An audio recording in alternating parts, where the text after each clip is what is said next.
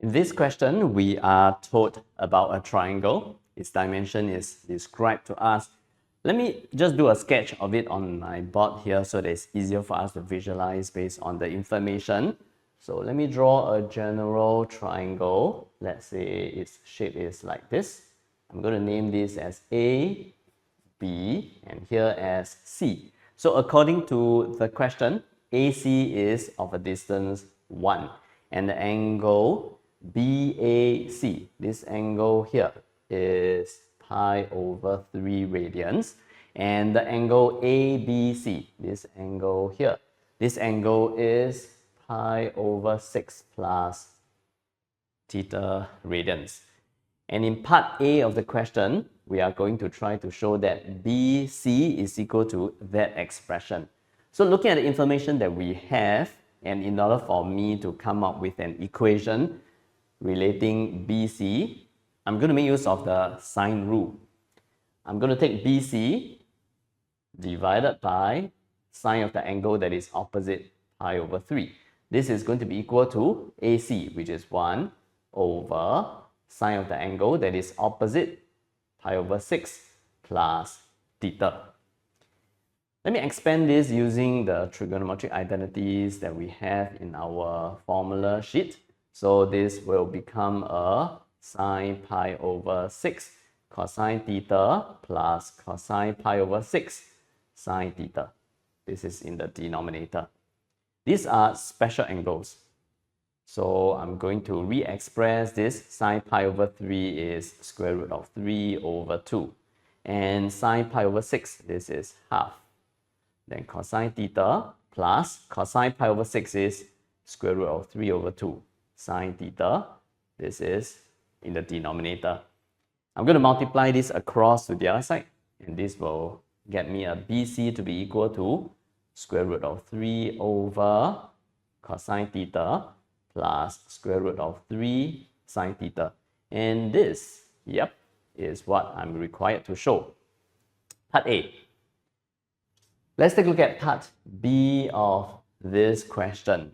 So part B says that theta is sufficiently small so that theta to the power of 3 and higher powers of theta may be neglected. We're talking about this theta here. We want to show that BC is approximately that expression, and that is a polynomial in terms of theta. So let me just rewrite BC here first. BC here is equal to square root of 3 over cosine theta plus square root of 3 sine theta. And according to what we have learned, since theta to the power of 3 and higher powers of theta may be neglected, that means cosine theta can be re-expressed as 1 minus half theta square, and sine theta can be approximated as theta, ignoring theta to the power of 3 and higher powers of theta. So if I were to be doing this, then this will be approximated as this. I'm going to rewrite it as 1 minus half theta square.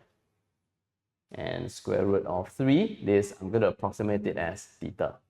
So we have this, which is equal to 1 plus square root of 3 theta minus half theta square. But this only managed to get us a polynomial in the denominator. We want the entire expression to be one single polynomial. So in order for us to achieve that, we are going to make use of standard Maclaurin's result that is given to us in our formula sheet, and specifically I'm going to be making use of this particular result here. Let me show you this one. Okay, this particular expansion will help me to get this into a polynomial, because I can re-express this as square root of 3. This I'm going to bring it up using indices, rewriting this as 1 plus square root of 3 theta minus half theta square to the power of minus 1. And if I can just rewrite this one more time to fit it to this second formula over here, it is the Maclaurin series expansion. I can rewrite this as 1 plus, then a variable to the power of n, where n, if I were to be using this second formula here, n is going to be a non-positive integer. And we have a non-positive integer here. And this x, this variable, I'm going to replace it by square root of 3 theta minus half theta squared, which means that expanding this further using that particular formula is going to be 1 plus n, which is minus 1, x, which is going to be this, square root of 3 theta minus half theta squared, then plus n times n minus 1, so it will be minus 1, because minus 1 is going to be n, then minus 2 divided by 2 factorial, then x squared, so it's going to be square root of 3 theta minus half theta squared. And as for the rest, we are going to be expecting this part to be to the power of 3. And that will be giving us theta to the power of 3. And according to what the question says, anything that is theta to the power of 3 or higher powers, they are going to be neglected. So I am not going to be writing the rest of the terms. I will just write a plus dot dot for this. Simplifying this, so it will be square root of 3. And this is 1 minus square root of 3 theta minus half theta squared. This is going to be 2 divided by 2 factorial, so it's going to be 1. Expanding this, 2 terms square is going to be square root of 3 theta squared plus 2 times of square root of 3 theta,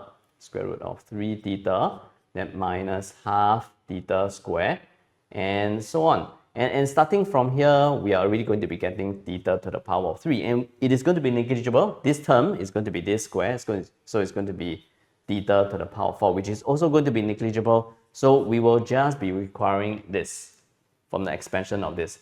So let me just write this, because all the rest are not terms that are of our concern. So this square is going to be 3 theta squared. And for the rest, I'm going to just write it in the plus dot dot dot. So we have this.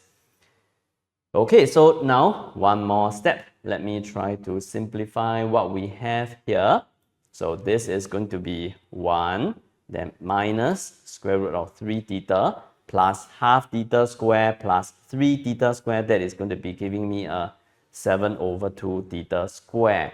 And I'm not going to write the plus dot dot dot anymore, so I'm going to approximate this one more time. And this will give me the format that what the question is requiring for, and comparing to what the question wants, I can also state that A is negative square root of 3 and B is 7 over 2.